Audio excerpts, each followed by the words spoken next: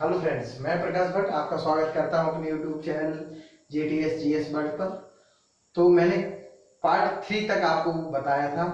Part 3 तक हमने जो है धार्मिक साहित्यों को समाप्त किया था, जिनमें हमने देखा था बौद्ध साहित्य में दीपवंश, महावंश, जातक कथाएं, कथा वस्तु इस प्रकार की।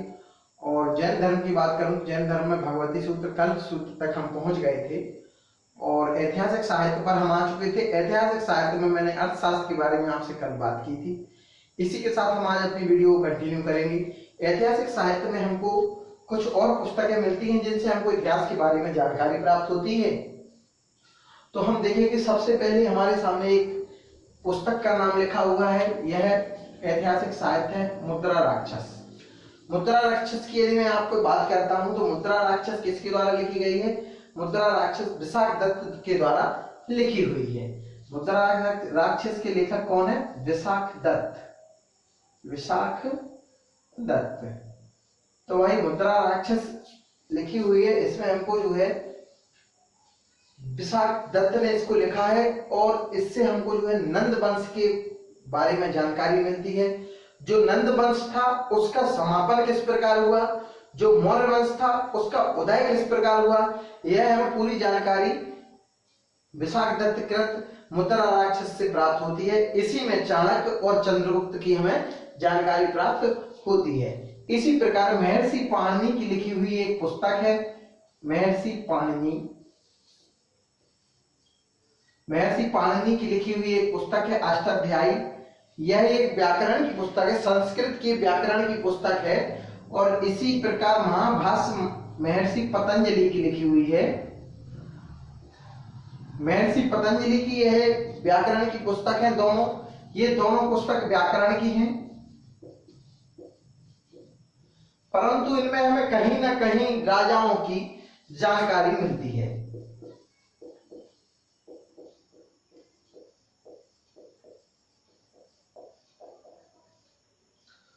तो हमें कहीं ना कहीं ये व्याकरण की पुस्तकों से भी राजाओं की जानकारी मिलती है। इसी प्रकार एक और पुस्तक हमारे सामने आती है। यह गार्गी संहिता है, कात्यायन की लिखी हुई है। यह पुस्तक गार्गी संहिता कात्यायन की लिखी हुई है। थोड़ा सा यहां से मिटाना चाहूंगा।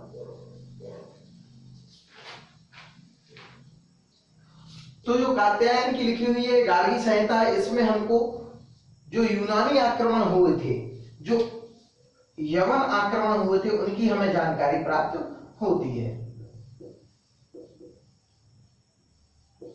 यहां हमें यूनानी आक्रमण की जानकारी प्राप्त होती है। इसी प्रकार एक पुस्तक है मालविकाग्नि मित्रम। यह पुस्तक कालिदास के द्वारा लिखी गई है। इससे हमें किस प्रकार की जानकारी मिलती है? इससे हमें शुंग वंश की जानकारी मिलती है। और शुंग वंश में हमें किस शासक की जानकारी मिलती है? तो शुंग वंश में हमको पुष्यमित्र शुंग और उनके पुत्र अग्निमित्र की हमें जानकारी मिलती है।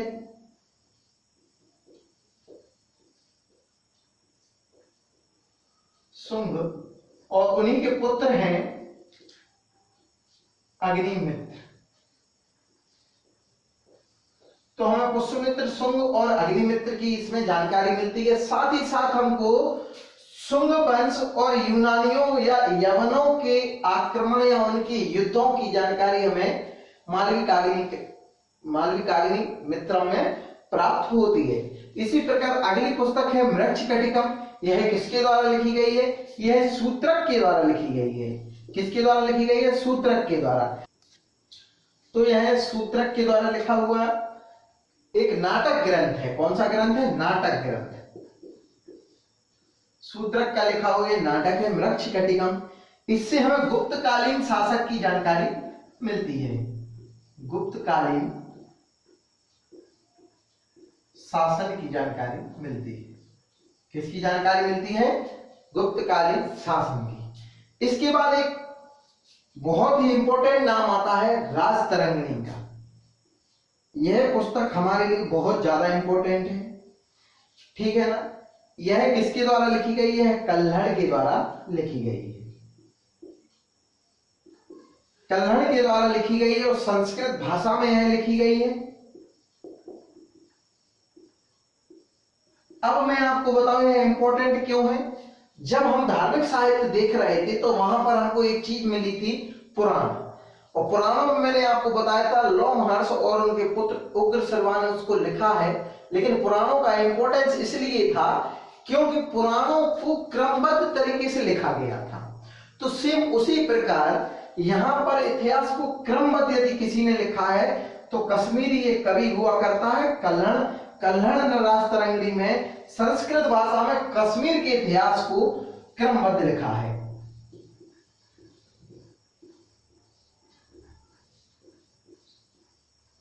इंपॉर्टेंट इसलिए है क्योंकि यहां इतिहास लिखा है क्रमबद्ध।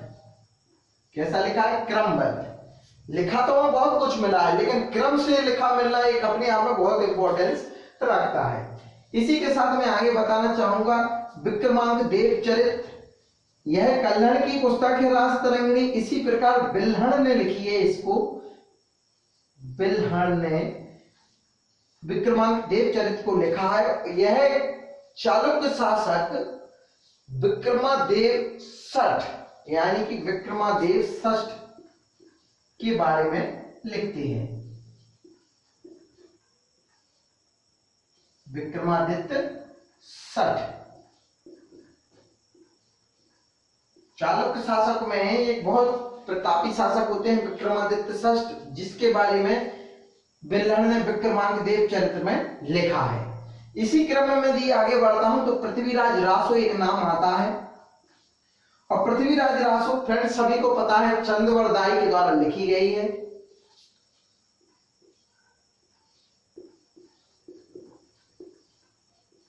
पृथ्वीराज रासो चंद्रवरदाई के द्वारा लिखी गई और इसमें पृथ्वीराज चौहान के बारे में जानकारी मिलती है।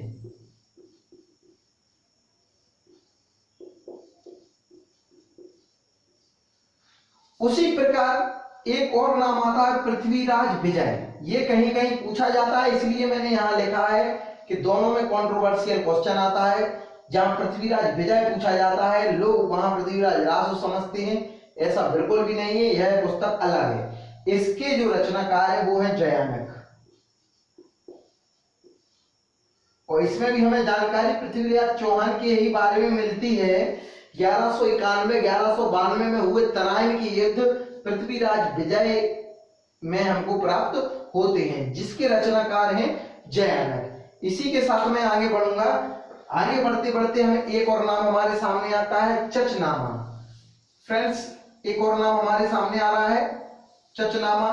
यह हमारे लिए क्यों इंपॉर्टेंट है? यह हमारे लिए इसलिए इंपॉर्टेंट है क्योंकि इसमें हमें जानकारी मिलती है अरब जो आक्रमण हुए थे तो अरबों की सिंध पर विजय, सिंध पर विजय, अरबों की सिंध पर विजय की जानकारी हमें किस पुस्तक से प्राप्त हुई?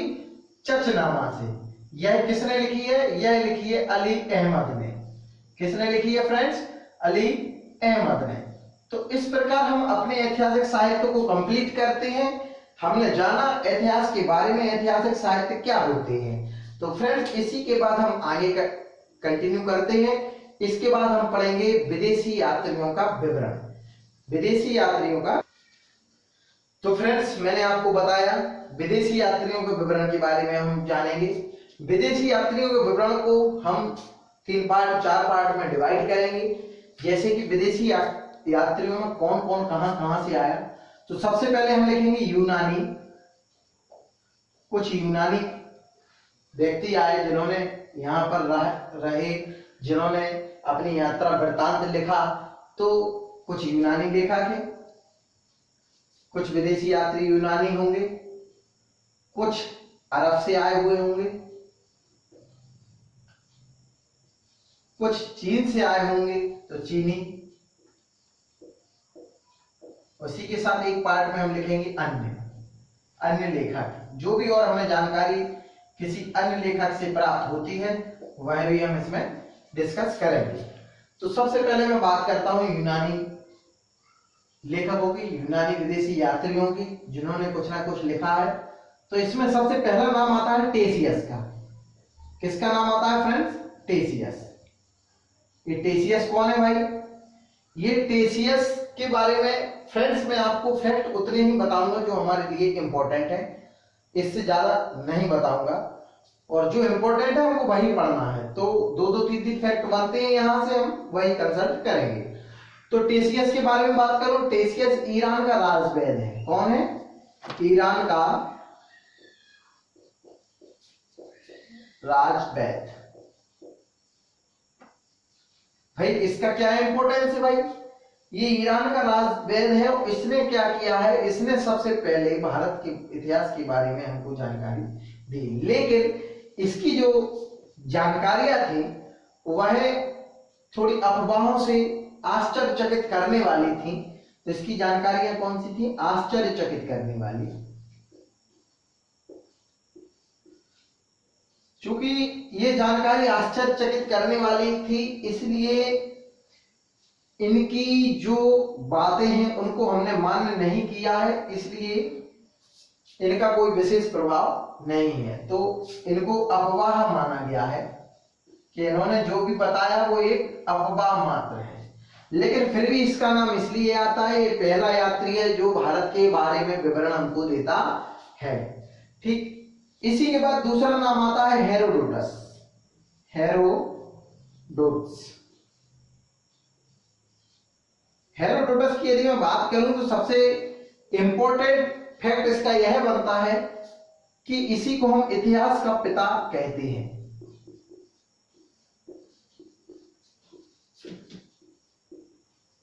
इसको क्या कहते हैं हम? इतिहास का पिता। इसकी पुस्तक है हिस्टोरिका। हिस्टोरिका नामक पुस्तक में इसने अपना जो इतिहास लिखा हुआ है, और हिस्टोरिका नामक पुस्तक में इसने भी कुछ ऐसी बातें लिखी हैं जो हमको विश्वासपूर्ण समझ में नहीं आती, इसलिए इसको भी कोई विशेष मान्यता प्राप्त नहीं है। परंतु इसने सबसे पहले इतिहास को लिखने का प्रयास किया है, इसलिए इसको इतिहास का पिता कहते हैं। इसकी पुस्तक का नाम है हिस्टोरिका। तो इसी के साथ इसको भी हमने मान्य नहीं किया, इसको भी अफवाह माना। अब तीसरी बात यदि मैं करता हूं तो एक व्यक्ति आया था भारत में आक्रमण जिसने किया था, सिकंदर। सिकंदर के समकालीन 3 व्यक्ति और आए थे, और वह 3 व्यक्ति जो सिकंदर के साथ आए थे वह सिकंदर के समकालीन माने जाते हैं। और उनमें एक नाम आता है हमारा आनिसिक्रेटस,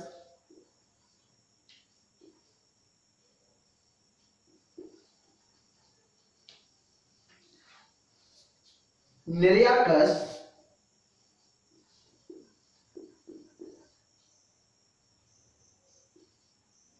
और एरिस्टोबुलस।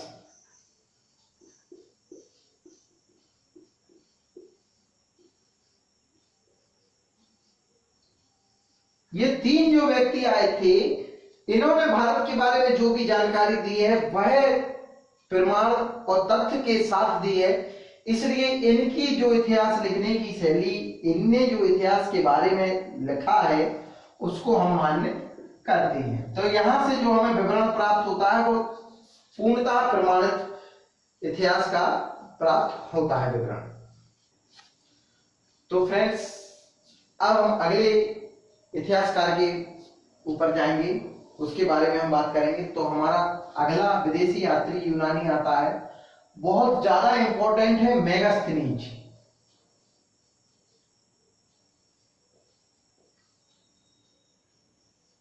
मेगास्थनीज के बारे में यदि मैं बात करूं तो यह सेल्यूकस निकेटर का राजदूत है।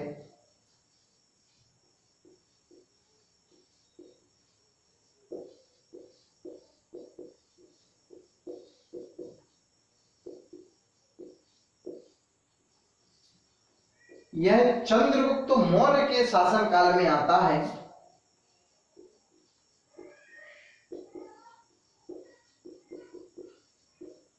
चंद्रगुप्त मौर्य के शासनकाल में आता है, यहां पर वह 14 वर्ष रुकता है। यह कितना समय इसने बिताया भारत में? 14 वर्ष। फ्रेंड्स 14 वर्ष कहीं रहना यानी हम उस क्षेत्र को बहुत अच्छी तरीके से समझ सकते हैं। तो 14 वर्ष यह भारत में रहा और इसी के साथ इसने जो है अपना यात्रा वृत्तांत लिखा है, एक पुस्तक लिखी है इंडिका। यह बहुत ज्यादा इंपॉर्टेंट है, कई जगह क्वेश्चन पूछा गया है इंडिका किसकी पुस्तक है, तो इंडिका मेगास्थनीज की पुस्तक है। और इसमें जो है इसने मौर्ययुगीन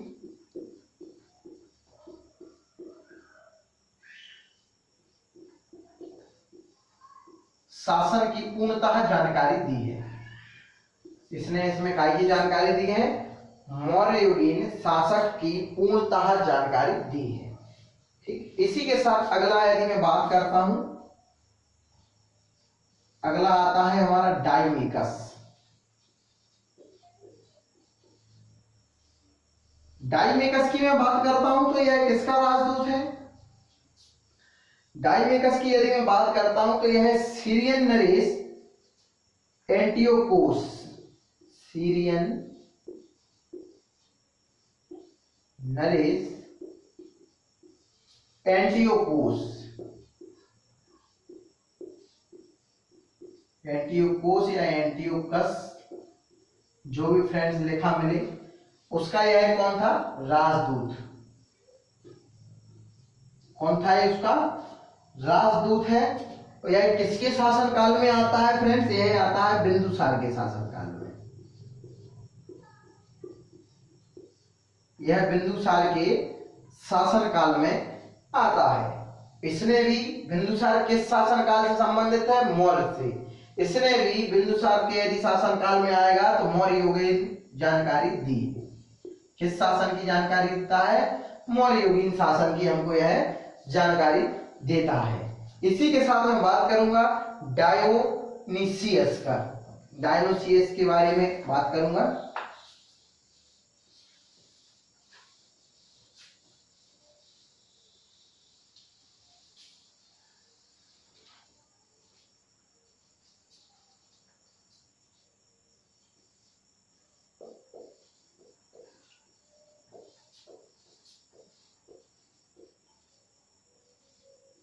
डायोनीसियस मिस्र के नरेश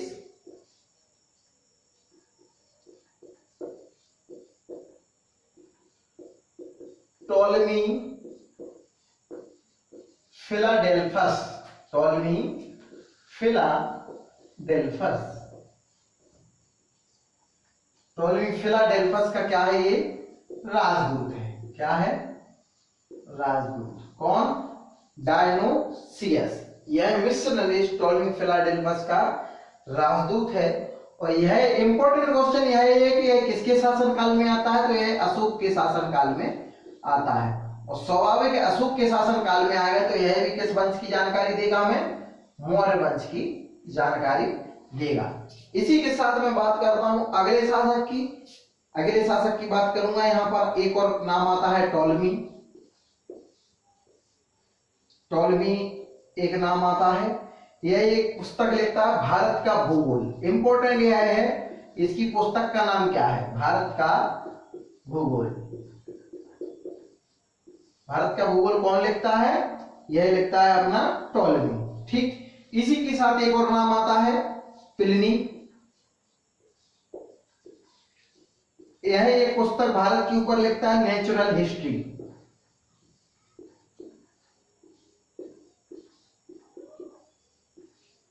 नेचुरल हिस्ट्री में यह क्या बताता है? भारत की पौधे, पेड़, जीव जंतु, पशु पक्षी, इन सब के बारे में यह नेचुरल हिस्ट्री में जानकारी देता है। कौन देता है? प्लिनी। इसी के साथ एक पुस्तक का और नाम आता है जो काफी इंपॉर्टेंट है परंतु उसके कोई लेखक की जानकारी नहीं है। पेरिप्लस ऑफ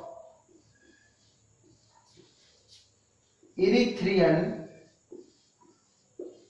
सी, यह पुस्तक का नाम है जिसकी हमें लेखक की कोई जानकारी नहीं है। यह क्या करता है?